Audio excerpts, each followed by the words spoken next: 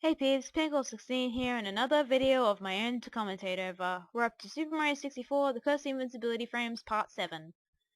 I think this one in particular was the one where I began to use remixes or covers of other people's songs into my videos. The reason why I was concerned beforehand, like in Part 6 and before, and any other video I used, was because I was worried I didn't know how to credit the person who did it properly. So most of the time in my description when I say, oh yeah, I did the music list, I usually say credit to the name of the person who made it. And the reason I know who that person is after having so many is because usually when I download it, I'll just put it in the file name. So I was worried about it initially, but now I kind of don't care anymore, but I do tend to use just the original versions of the song more often than not anyway. So if it is a remix slash cover of the song I am using, I do clarify, but it is still kind of a worry for me. I'm not trying to claim it's mine, I'm just trying to use it in the video because it fits better than the original version, which in most other parts is jarring and really bad.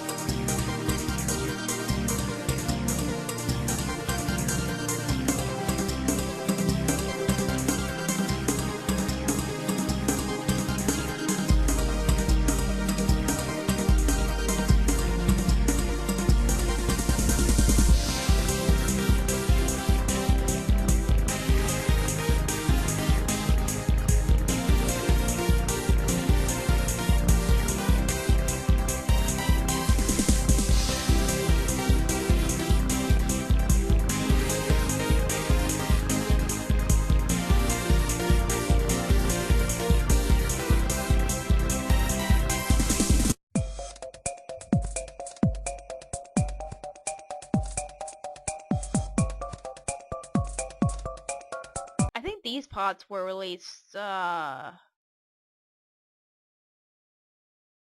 during 2000 yeah, during 2014 these were made. So I think it was 2015 when I began to make part 11 through to 15, and then this year I released 16, which was supposed to be the finale, and I was meant to release it in 2015, but things got in the way. Now, some of these are fans, so yes, I did get some, but I didn't get enough, really.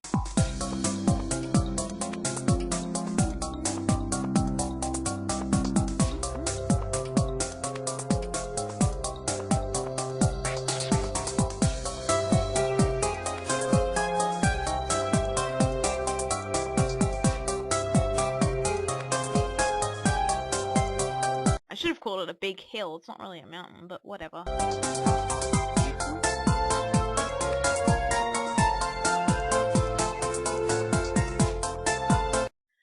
Back in the past, Co-Star Gamer Z was a guy who was in the group of YTR, and I wanted to just include him because he wasn't included in anything. And I just thought, oh, that might be good. But then later on, he was like being a complete jerk to me about how I didn't get permission or something, even though beforehand I'd already gotten that, like, when I'd asked everybody. So that was pretty hard, but it was way after I'd finished everything, so it really didn't matter. But he let me use his color code for like a few videos, including like this one, and then just afterwards just completely hated me for it. Like, what? I didn't know what happened, so he's kind of an irrelevant character now, so it doesn't really matter. I hadn't had much exposure around him, but he had just been sort of around. Mario Star, on the other hand, I had heaps of experience with, and so scripting him was relatively easy.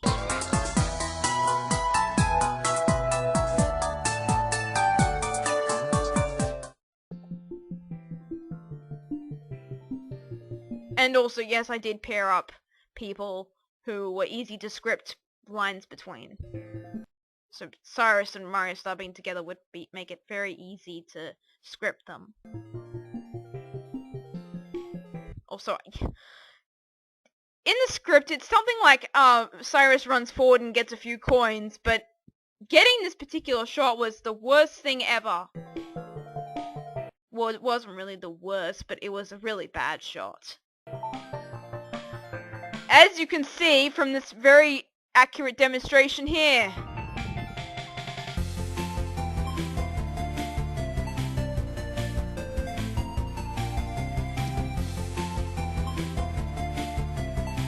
Depth perception is really screwing with me right now.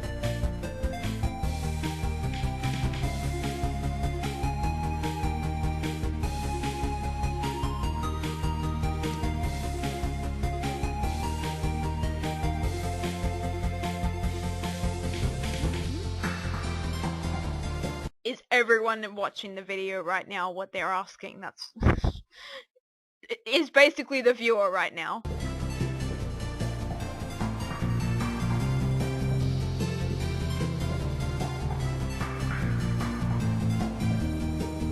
Also just trying to say, oh yeah, this happened during his runoff.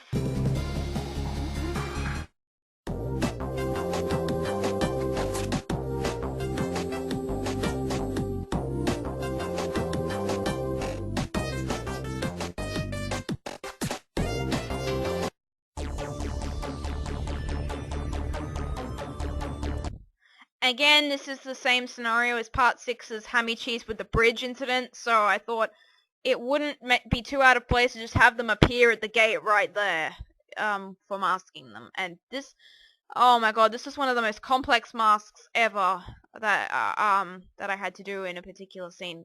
Especially when you have the freeze camera code and you're dealing with really terrible masks, to be perfectly honest. This was one of the most complex ones. Especially with them running.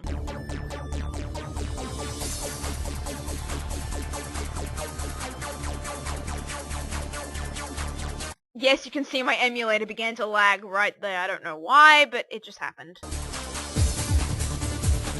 Although it's a nice slowdown effect for some reason.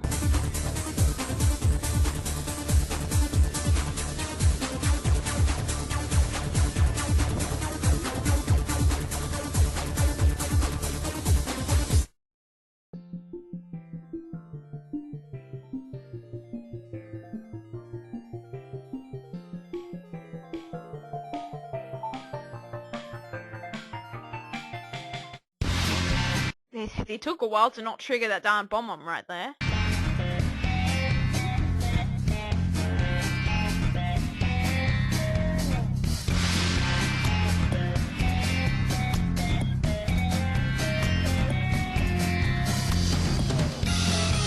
Now that was a pretty big error as to the fact Shani said use. It should be one of my script quirks, but for some reason I gave it to him. Again, it was a thing I was saying at the time, and I thought it might have worked for people, but it clearly didn't work for other characters when it really should have just been a thing relegated to me and me only. But I guess it kind of works because the fact Shani needs to he needs to ask.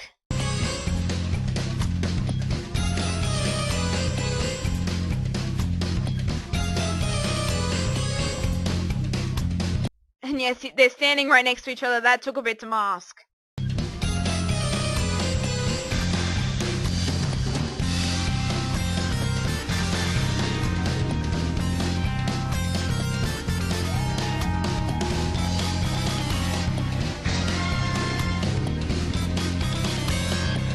As what the fan would say. What Mario Star said made more sense in terms of generalistics.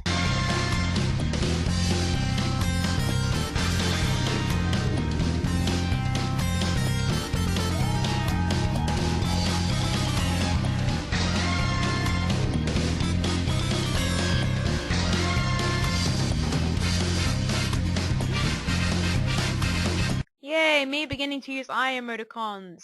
I don't think I had used too much of it beforehand.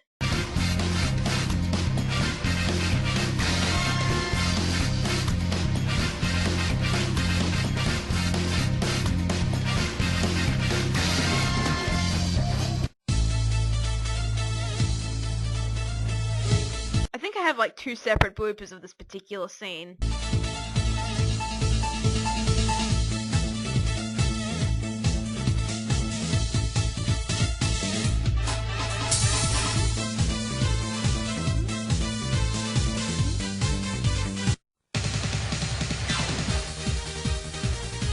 Also, I think I said it in the description, but I wanted to tone down on how much people, on how much the characters are saying, "Oh yeah, we're free now," because everyone watching would be annoyed about it, even though the characters inside this story would have it make perfect sense. So, I just want to clarify that yes, this part was an improvement in terms of how much I scripted. Oh yeah, we're free now. That kind of scene is toned down.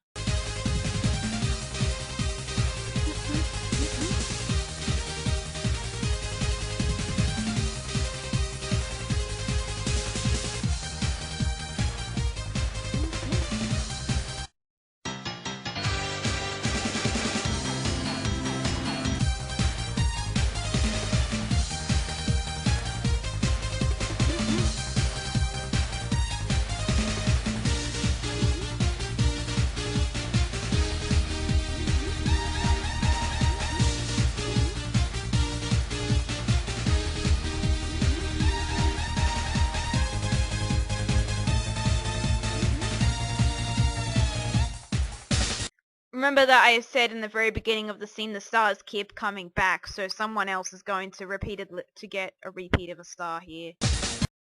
I put the most amount of people in this particular level because it's Bomb on Battlefield, it's the first level, so more people would come here because everybody comes here, so ha ha ha ha ha. Yeah, that's why I put the most amount of people here.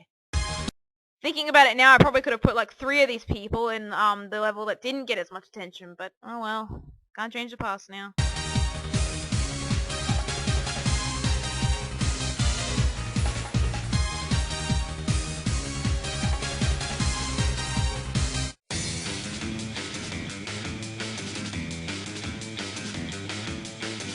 Now I obviously cut between these scenes because gameplay footage is boring. When it's just that and not cut segment to the point bits.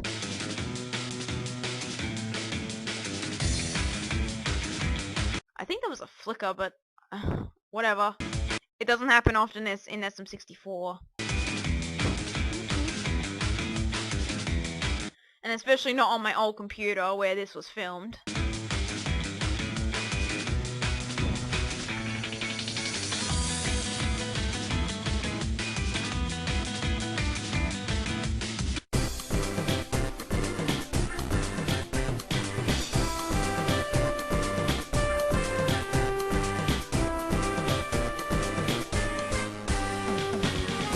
There's not much to say here, just start collecting scenes. I wanted to show the actual progression this time because in terms of showing the characters off, it makes sense. I wanted to develop the characters, so having it take longer so then the characters can get more development in terms of their random script lines would make more sense. So that's why it's slower and takes like 15 parts this time. Even though in reality it's really only like 5.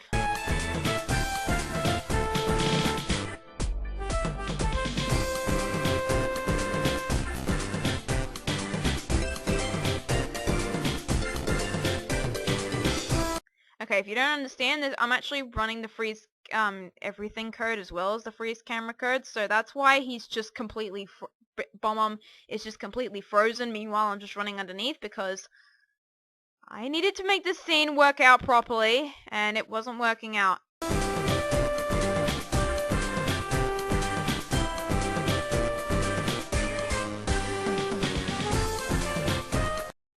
Because otherwise there would be bubbles and bombs everywhere and it wouldn't work for trying to mask the scene, which would blow up how editing would make it out to be. So the choice was either have bubbles ruin the darn scene or freeze Bomb and run across with the scene intact except for him being frozen there. And you can see which one I went for.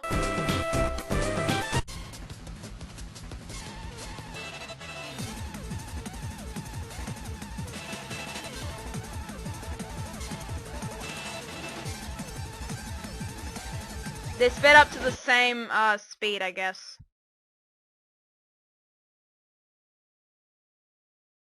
See, he's back, and yeah, that's the only star I could probably redo.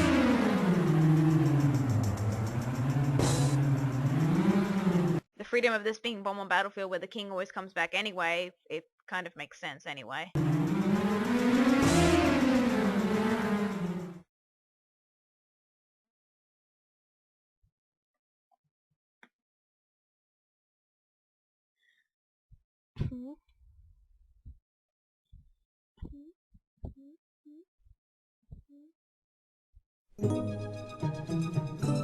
So yes, I wanted to show that I'm not entirely useless, but I did want to show that the other characters can do something in this darn thing, aside from what Starman 3 would do with any of them anyway, which would make them stand in one place and say a line before they do literally nothing else. In comparison to this, where they're actually being the hero in some of these instances.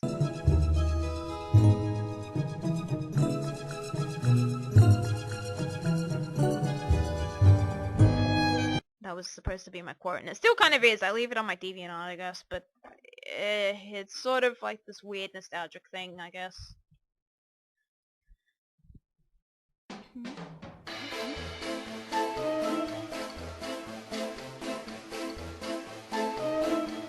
Yay, Game Shark codes where I changed animations. Mario Maker hadn't come out yet, keep that in mind. So that was a Game Shark thingo. It would have been, because I wasn't into changing the ROM then for all that business. I think it happened, I did that before, but I don't think I did that when I made this. I think they were Game Shark codes, where you would put the animation in a certain part of the code, or something.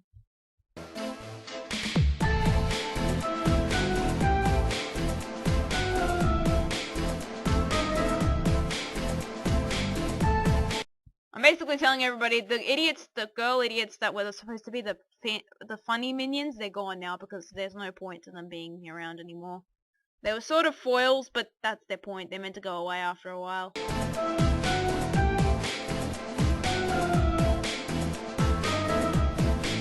And in the parallel too, keep that in mind. They would just save the areas without anybody even being there. Yes, the color codes don't count.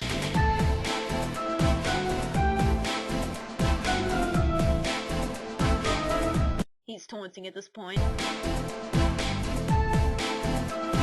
I'm trying to say, I can't do a thing when I've done it without him the whole time, essentially, so he's basically being hypocritical, since we've already, like, stopped 3 of his stars, even though, yes, again, he's still foiling me, and my whole cohort is still fooling us all, but I'm just saying, oh yeah, totally can't do a thing when we've been doing this for literally an entire part, and the entire thing, I guess, without him, except for that one part. But he does appear now, which was part of the script and scripted entirely, which was meant to be a joke, I guess.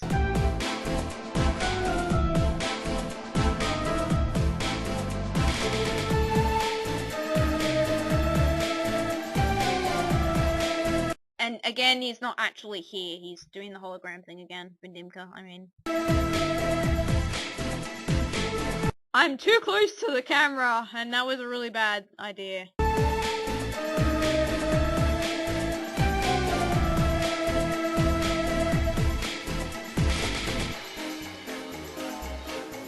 We do find out why, but that's at the very last part.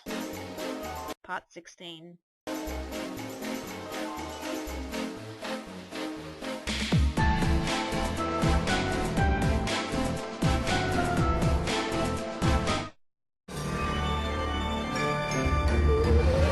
Now the footage isn't sped up, but the music is, because I wanted to show some parts of getting the coins again, like I did with Star World, but just not the whole 100 coins thing.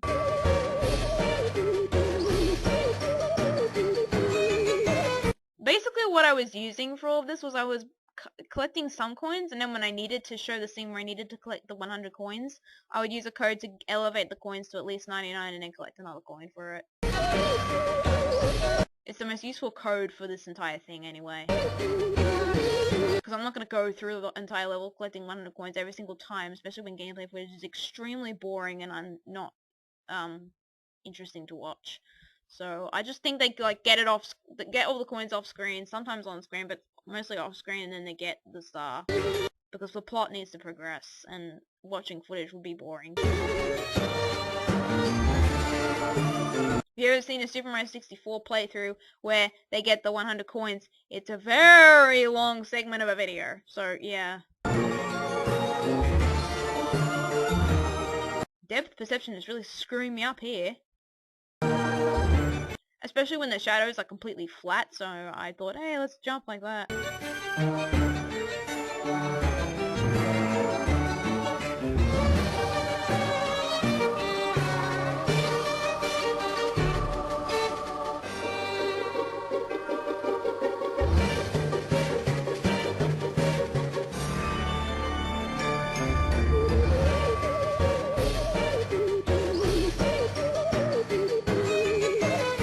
There's not much to say here, just me collecting coins. And Salmon 3 too.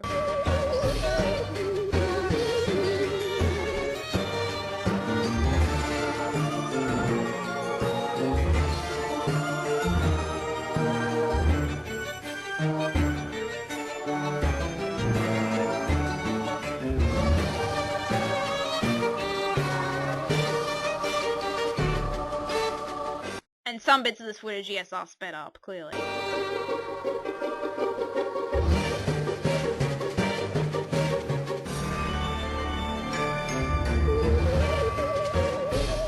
This isn't showing me fully how I get 100 coins. These are just some random coin shots to show the video out. It's not to pad out minutes, but it's merely to show how we're progressing. Some might call it padding because, oh yeah, it's more minutes, it's mostly useless filler, and it is, but it's also showing how, yes, we are collecting 100 coins off screen most of the time, but this time it's on screen.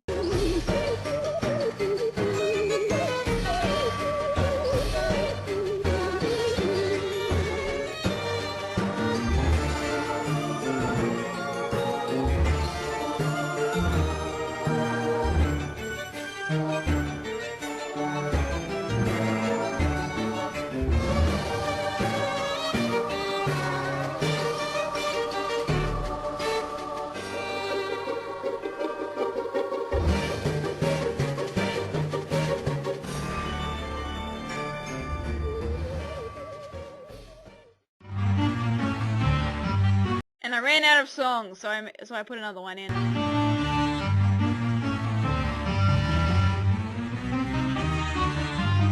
And one might say, why didn't you slow it down so then you could actually have it fit? I liked how sped up it was, so I didn't want to change it.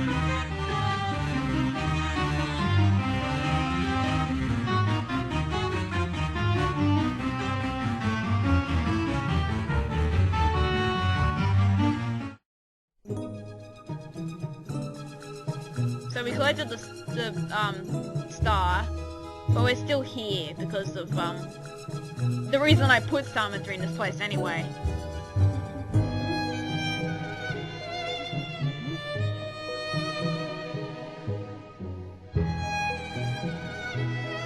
Yeah, I'd already done that before.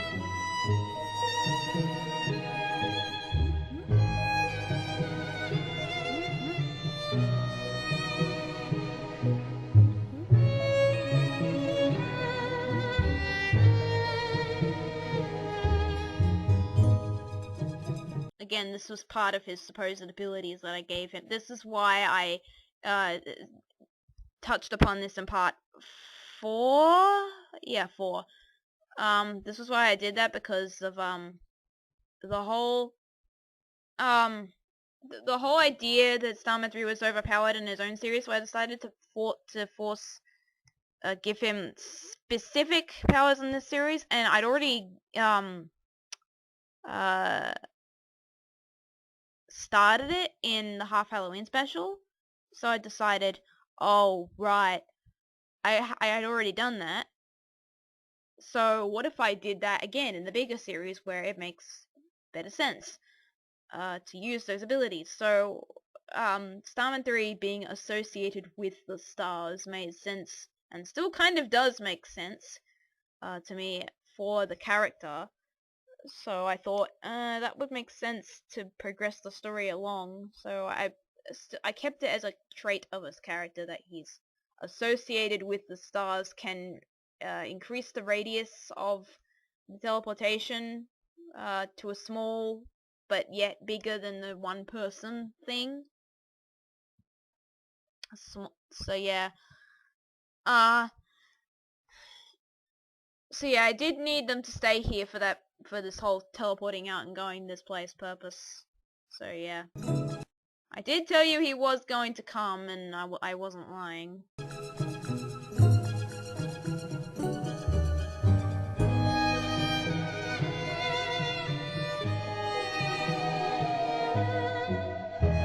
See, I reference it because I make sure to tell you, oh yeah, I already did this already, and I'm making sure it's an actual character trait. Unlike how Starman 3 would just randomly introduce some random power, maybe never use it, maybe use it, but he'd only use it once and he wouldn't do it again. Here, in this series, in my own series, I gave him a character trait that's reoccurring, so even if I happen to turn him into a joke, it's still there. It's still his tentacle power, I guess, and this was part of me giving him some credibility before I would turn him into a joke later on.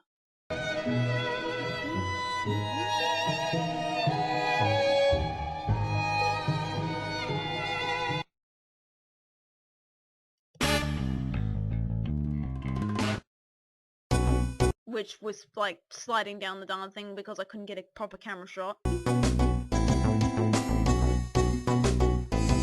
You can't see it, but there are others up there. I had to be really really careful here because of the hazards in the general place where I was filming. I had to be careful none of them triggered invincibility frames, which would you know, trigger the whole thing being a problem. So I needed to make sure I was filming in the correct spot. So finding a place for where I would say that and making sure I was in the correct space where I would say my line was a challenge. Transitions, I tried to make them funny.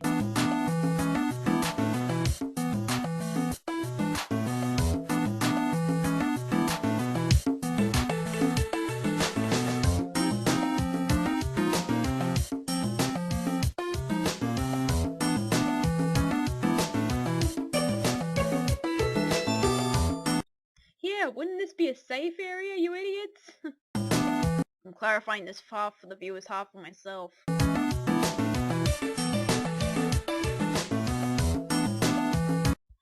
What I'm saying is, yes, the star affected here because the star linked this area to it, so it was basically part of Big Boo's haunt for a bit, so yes, it did get affected by the energy because it was linked, but now that they're kind of separated, they're not anymore.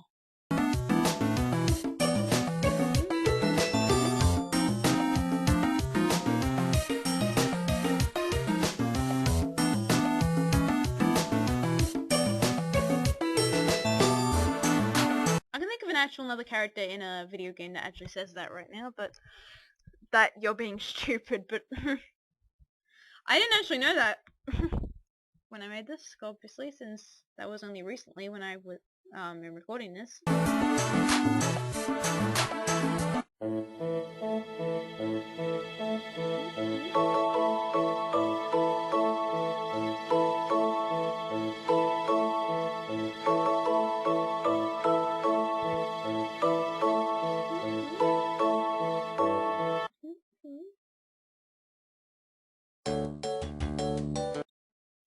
It's a running joke that he interrupts what I'm saying with what he actually does.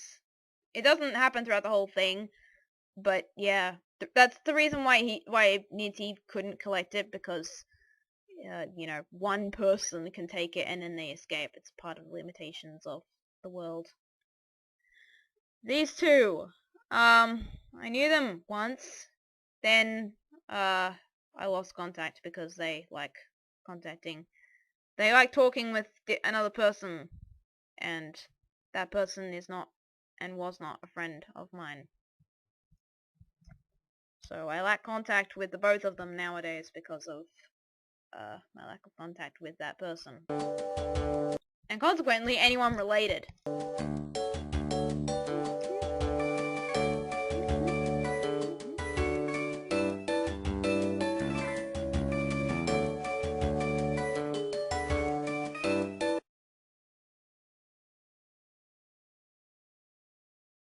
It'll appear later.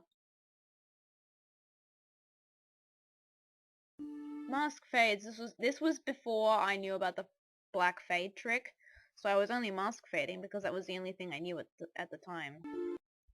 I would and am going to, after this after a few parts, will change this.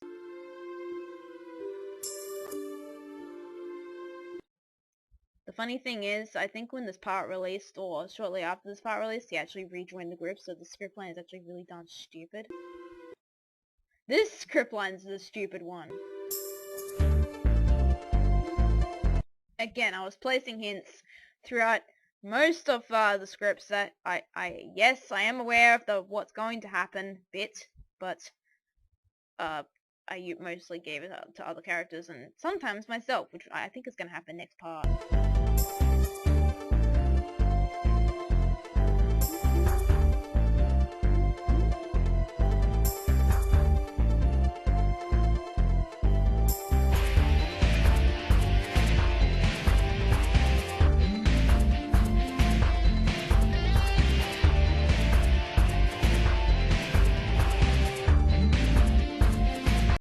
Essentially, exposition. Everyone needs exposition so they know what's going on. It's important. In the context of the story, you would need to tell somebody what's going on because they would be confused.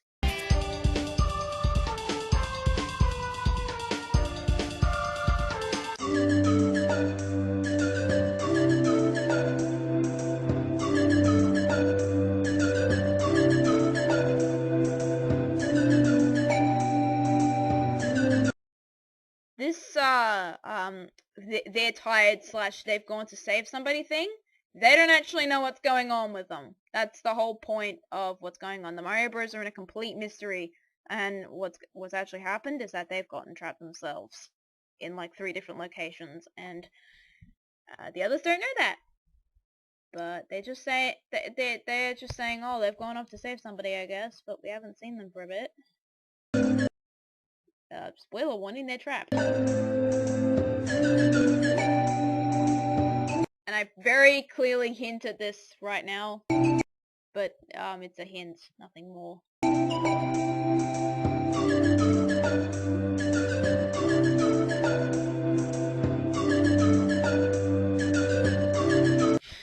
Half the people listening to this video are going to think, oh yeah, isn't this a theme of Pinkolol16's, who does Super Mario 64 stuff?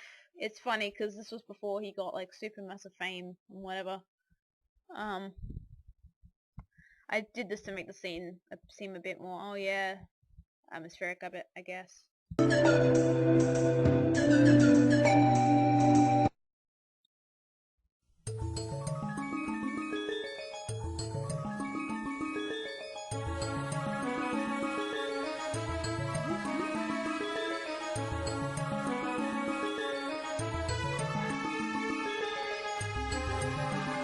They weren't trapped in the slide. It was more of a rivalry thing, and they thought they were trapped. It's just a random thing. The slide wouldn't make them trapped because there is no 100 coin star there.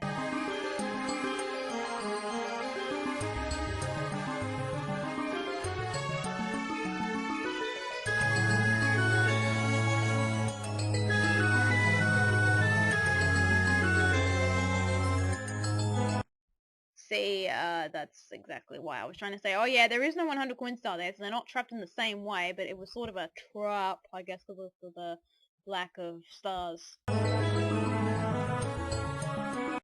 But yeah, they needed to wait for it to respawn, that's what I'm saying.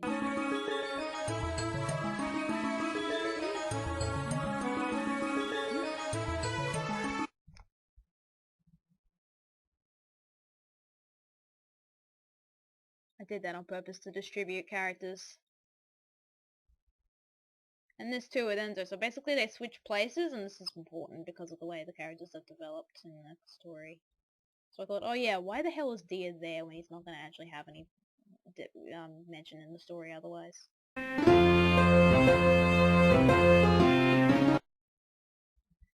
Also, that was me failing to time it properly. The text there with Summon 3 saying that was pointless. Again, that's me listening and scripting it properly, but I don't think I caught up on that when I was busy going over the part when I was doing that, so that's a bit of a goof on my part. Oops. That was a fail, but with the amount of parts I've already made and the amount of videos I've already made, that's like 1% chance of happening in comparison to Simon 3, who has like happened like everywhere because he had sloppily edits.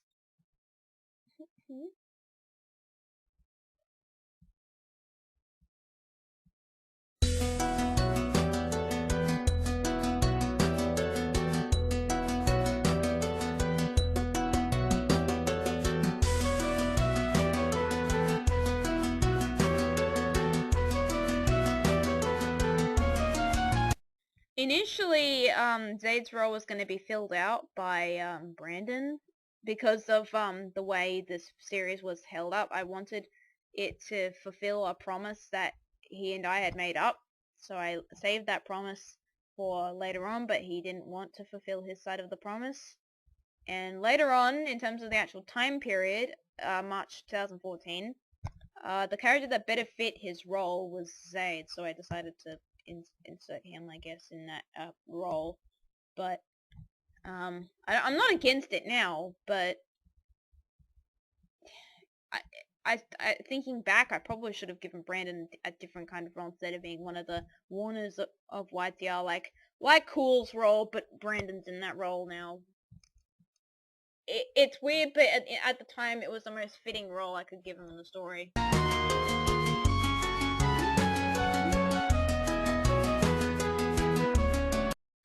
Okay, yep, that was really bad, and that was because I needed to do that shot, and water shots aren't very kind to machinists. I even feathered it, but hey, it's not. Water shots aren't kind.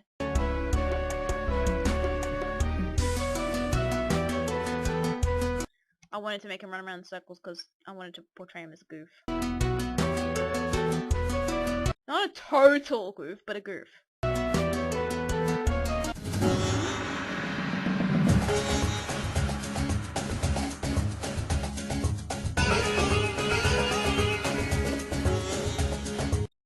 Take that advice for anything. Don't complain about the heat or the cold because it will make it worse.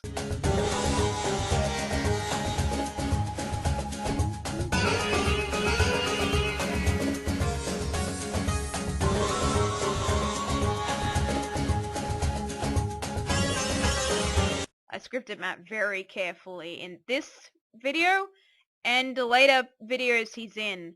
I'm not sure if he's grateful for it now, but I do remember he was like a bit, I think, back then.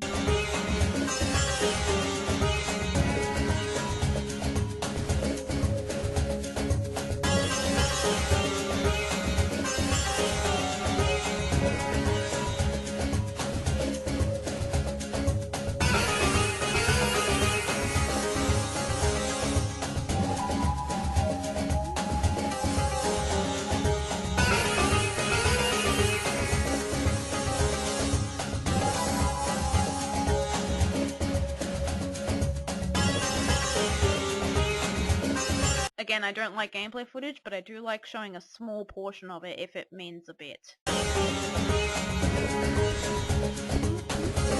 I imagine this is during when she's doing the twirling bit, so it's not, oh, she's on the ground, how do they see her? Some of these take place simultaneously.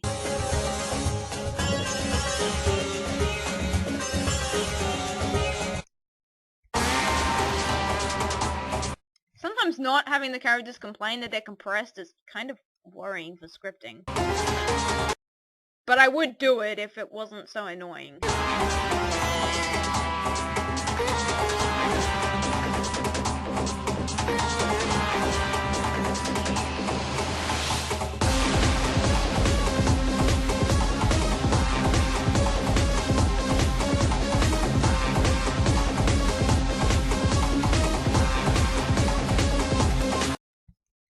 Yeah,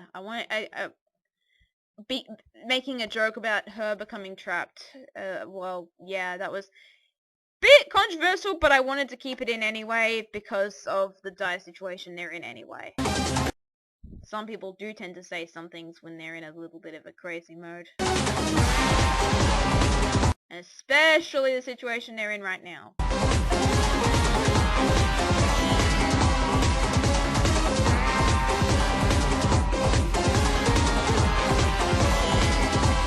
Again, I sped this footage up because I was getting sick of waiting for most of the stuff.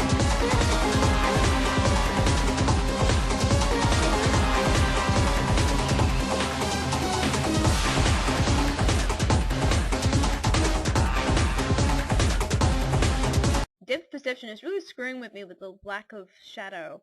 And I don't want to zoom in because that's bad video editing, because you can then say, oh yeah, they zoomed in at that point. So me fumbling around, it apparently is better than me zooming in and showing you, oh yeah, this is how I edited the video. Which most people would get bored with anyway.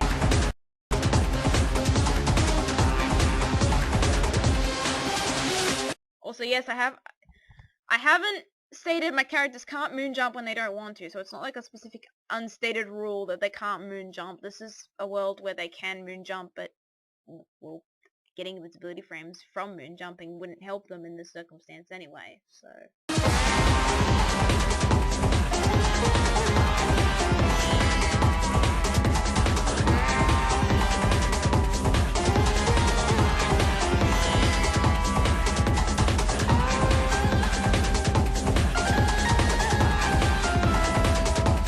This is kind of musically synced, but I don't think I intended it.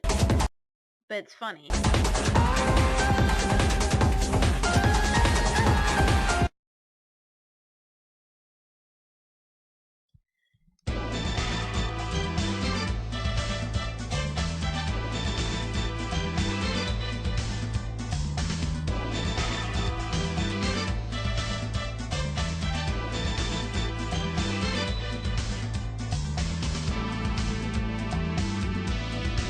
See, I did try to give even some of the trapped YTR members some aspects of the heroism, because she was trapped in Jolly Roger Bay in part 6 before, and now she's saving Matt in the very next part near the very end, so I was trying to give every one of them some type of chance in terms of doing something in the series. Even if it seemed minor, it's a lot.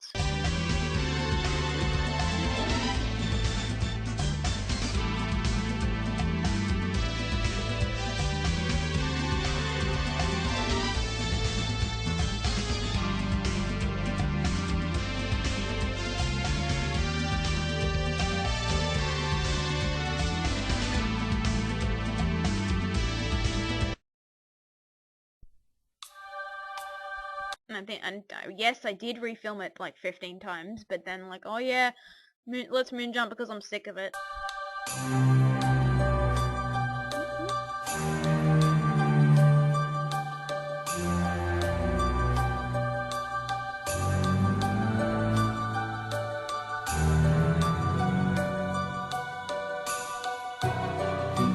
There aren't enough stars inside for me to say, oh yeah, let's keep them inside, I guess.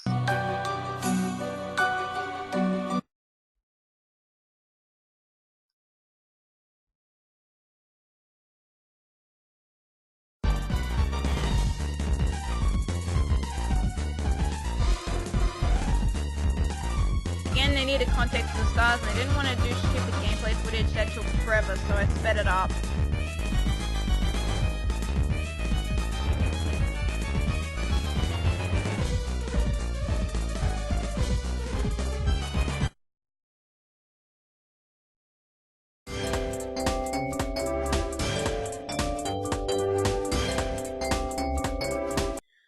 I imagine it as if everybody else tends to go back to where they came from. So Matt came from within the castle, the others came from somewhere else. Again, further cementing the fact that everyone doesn't just come into the castle randomly and then get trapped. They come from external sources as well.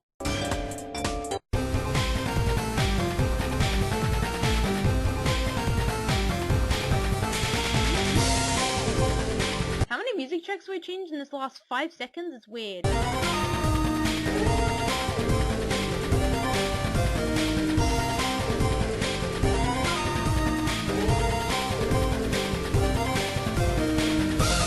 That's strange, but good, at least, in the story.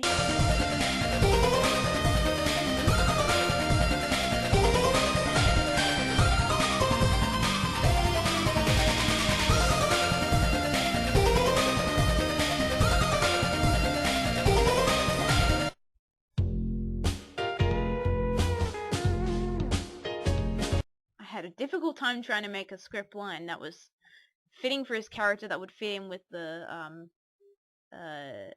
joke of the scene.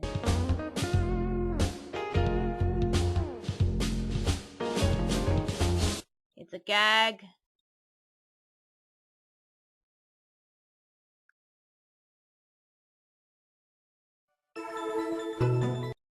Oh, it wasn't part 8, it was this part where I begin to give more hints as to the fact that yes, I do know that I've left White's here and I am aware of it, but the story doesn't really care.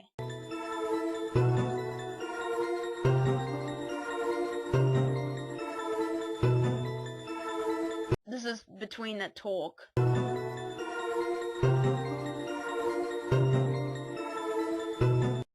This is a vague script, mainly for the audience, really, because some of them might have been asking, oh, why are you keeping Summer 3 in if you hate him so much, because of what happened in that year when I released these videos. And I was still releasing the videos with him in them, despite my complete hatred. So this is mainly for them to vaguely tell them, whilst also trying to keep within the beats of the story, that yes, I am aware that my character is in the story is still looking up to Summer 3, but that's because of the place, the position the story is in at the moment. And I couldn't really do that because changing the story to fit the release date wouldn't make sense, and would have to go through a complete rewrite in order to it wouldn't even be the Ghost Invincibility frames anymore. So I had to mainly put some random vague elements in there, like Memo, Smus, and Enzo and me's talking now, to say, yes, I know my audience, but that's not going to change anytime soon. Until the series is done, that's the attitude that's going to be presented. And that was mainly it. For myself, it wasn't really a problem. That was mainly for everybody else who kept saying, why are you still putting him in there? So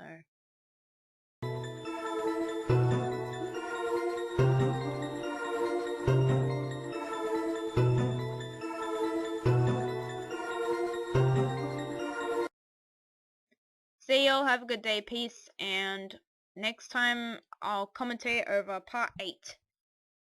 So, see you then.